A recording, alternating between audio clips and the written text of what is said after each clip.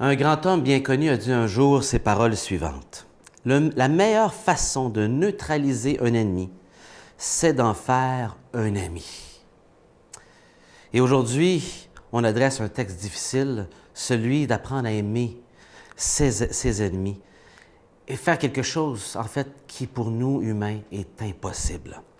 Mais c'est la façon chrétienne d'aborder la question des ennemis. Nul doute que nous pensons que c'est plus facile à dire qu'à faire, et c'est tout à fait vrai. Et pourtant, Jésus nous invite à avoir cette attitude envers nos ennemis et nous dit que c'est possible. Lisons ce texte ce matin attentivement. Je ne pourrais pas y faire justice, évidemment, par mes commentaires, mais lisons-le attentivement et j'aimerais sortir quelques observations pour nous aider à obéir à cette parole de Jésus. Vous avez entendu qu'il a été dit, et on est dans Matthieu chapitre 5, « Tu dois aimer ton prochain et haïr ton ennemi. » Est-ce que la Bible dit vraiment cela? Eh bien, moi, je vous dis, aimez vos ennemis et priez pour ceux qui vous persécutent. Quel commandement drastique, n'est-ce pas? Afin d'être vraiment les enfants de votre Père qui est aux cieux. Car il fait lever son soleil sur les méchants et sur les bons, et tomber la pluie sur les justes et les injustes, sans distinction, n'est-ce pas? Car si vous aimez ceux qui vous aiment, quelle récompense allez-vous avoir? Les collecteurs d'impôts eux-mêmes n'en font-ils pas autant? Et si vous saluez vos frères, que faites-vous d'extraordinaire?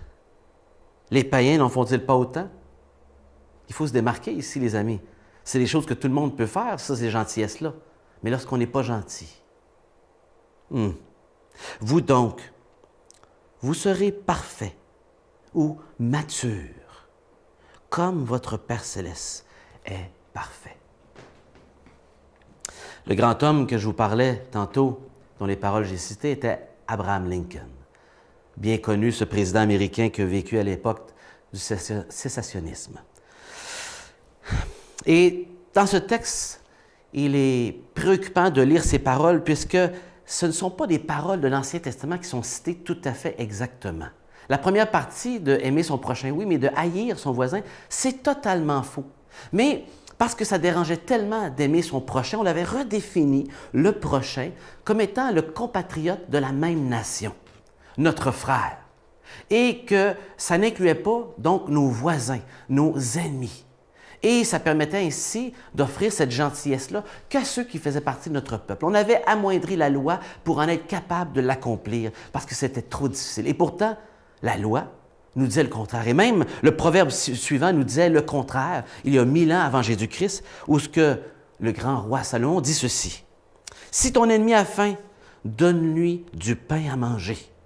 S'il a soif, donne-lui de l'eau à boire, car ce sont des charbons ardents que tu amasses sur sa tête, et l'Éternel te récompensera. » Des paroles du Proverbe, chapitre 25, que même l'apôtre Paul va citer dans l'Épître aux Romains, au chapitre 12. Des paroles importantes qui nous rappellent que on ne réussit pas à obéir la loi en la diminuant, en redéfinissant les mots pour les rendre plus faciles pour les accomplir. Non, on accomplit la loi en se tournant vers Dieu pour lui demander son aide à faire l'impossible. Comment est-ce qu'on fait cela? Bien, le texte nous dit ici la clé, de prier pour nos ennemis. Comment détester quelqu'un à qui on prie? En fait, pas quelqu'un à qui on prie, quelqu'un pour qui l'on prie. Et lorsqu'on prie, on parle à Dieu. On est en train de bâtir une relation avec Dieu. On lui exprime ce que l'on pense, nos préoccupations. On vit une relation avec Dieu. Et de cette relation avec Dieu nous vient cet amour pour les autres qui ne sont pas aimables, pour les gens ingrats à qui on fait de la gentillesse et qui ne nous offrent pas, non, même un sourire de reconnaissance, plutôt qu'ils nous critiquent. Peut-être vous avez quelqu'un dans votre famille qui est dur à aimer, qui se comporte comme un ennemi, et pour qui c'est un pas de foi de donner cet amour.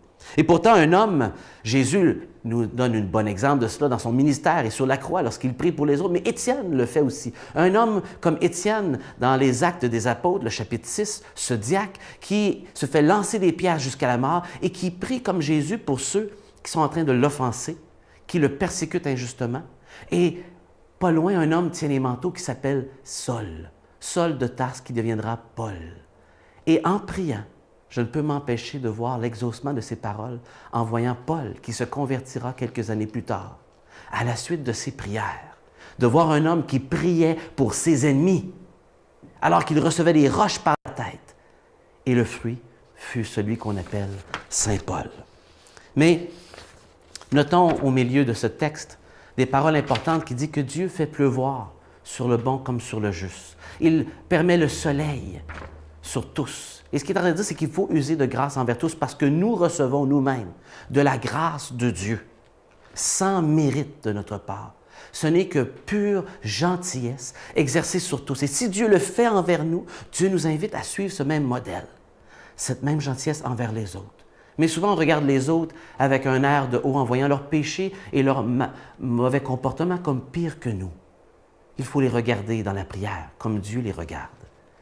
Et avec le regard de Dieu, cela nous permettra de les aimer comme Dieu les aime, de prier pour eux et de faire l'impossible. Que Dieu vous accorde de faire l'impossible.